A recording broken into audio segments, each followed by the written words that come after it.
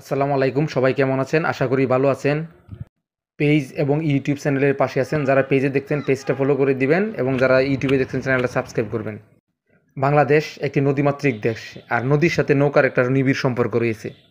যেখানেই নদীতে যাবেন নৌকা ছাড়া পার হতে পারবেন না। তাই নদী এবং নৌকা একে অপরের পরিপূরক।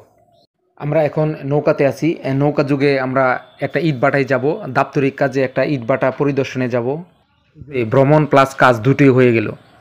নৌকাতে ভ্রমণও হলো, নৌকা চড়াও হলো, কাজও হলো। নৌকাতে উঠে চারদিকের যে পরিবেশ, পারিপার্শ্বিকতা দেখে অনেক ভালো লাগলো, মনটা ভালো হয়ে গেল। নৌকা চড়ে অবশেষে চলে এলাম কাঙ্ক্ষিত সেই ইটভাটায়। যে ইটভাটায় আমাদের যে দাপ্তরিক কাজ আছে, ওই ইটভাটায় আমরা দাপ্তরিক কাজে আসছি।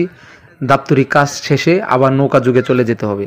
ইটভাটায় এসে ইটভাটার শ্রমিকদের কাজ দেখে আসলে নিজেকে খুব গর্বিত মনে করছি, কেননা ইটভাটার যে শ্রমিকগুলো আছে, শ্রমিকগুলো অনেক হার্ড পরিশ্রম করে। ইটভাটা আমরা সম্পূর্ণ ইটভাটা ঘুরে দেখলাম এবং এই ইটভাটাতে একটি মিটারের সমস্যা আছে, যে মিটারটা আমরা দেখতে আসছিলাম। আমাদের ইটভাটার মিটারে দেখা সম্পূর্ণ শেষ। তখন আমরা গেলাম যে ইট যেখানে পুরানো হয়, যেখানে ইট রেখে পুরানো হয়, ওই ঘরটাই গেলাম বা ওই চুল্লিটাই গেলাম। চুল্লির ভিতরে যখন ঢুকলাম তখন মনে মনে ভয় পেতে লাগলাম, কারণ চুল্লির চতুর্দিক দিয়ে ইট দিয়ে ঘেরাও। খুব ভয়ঙ্কর একটা অবস্থা। আমি এখন যেটার ভিতরে দাঁড়িয়ে আছি, এইটার ভিতরেই ইট সারিবদ্ধভাবে রেখে আগুন দেওয়া হয়। এক সময় গাছ কেটে আগুন দেওয়া হতো, এখন আর গাছ কেটে আগুন দেওয়া হয় না। এখন ইট মালিকের সাথে, ইট ম্যানেজারের সাথে কথা বলে জানতে পারলাম এখন কয়লা দিয়ে ইট পুড়তে হয়। এখন আর আনাম গাছ ব্যবহার হয় না, এখন কয়লাতে ইট পোড়া হয়। যে ইটভাটাটাই গেলাম, এই ইটভাটা নবীনগর উপজেলার বগডহর একটি গ্রাম আছে, এই বগডহর গ্রামের একটা ইটভাটা।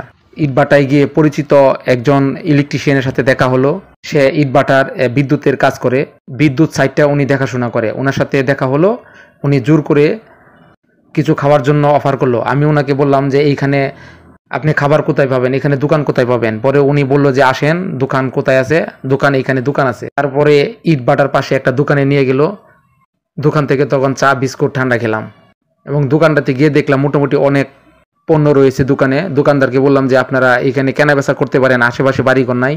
তখন দোকানদার বলতে যে এখানে ইটভাটার যে শ্রমিকরা আছে, ওই ইটভাটার শ্রমিকরা এখান থেকে কেনাকাটা করে। পরবর্তীতে আবার কাজ শেষে ফিরে আসার জন্য নৌকাঘাটে অপেক্ষা করলাম। নৌকা আসলো।